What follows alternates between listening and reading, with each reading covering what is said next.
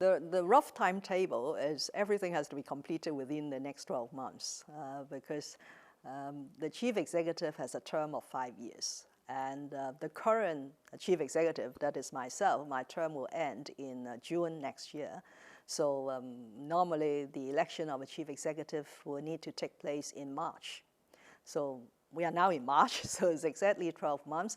We need to, of course, we need to have the MPC decision. We need to have the MPC SC amendments to Annex 1, Annex 2. Then we need to enact local legislation.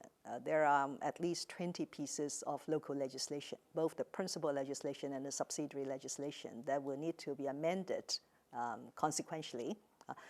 And then we need to put in place the electoral arrangements like voter registration and nomination of candidates and then the polling day. So all these have to take place within the next 12 months. That is the timetable. And you can imagine it's a very, very tight timetable.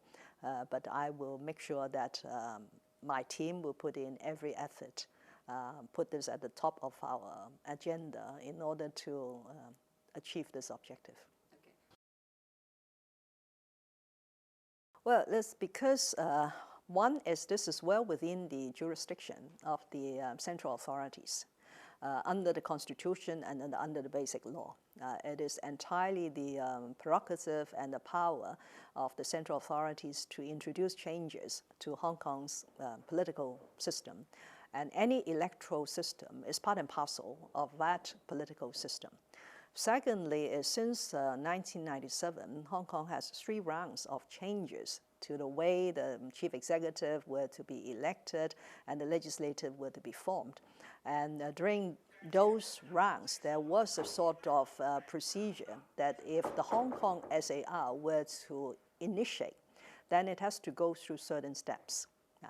But with the current environment in Hong Kong and the timing that we have just discussed is very tight timing, it is almost impossible for this change to take place through that Hong Kong SARG initiated process, let alone whether it will succeed. It's exactly like the national security law. We are obliged under Basic Law Article 23 to enact local legislation to safeguard national security. We never managed to do that.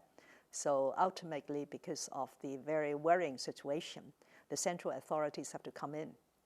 So this time is exactly the same.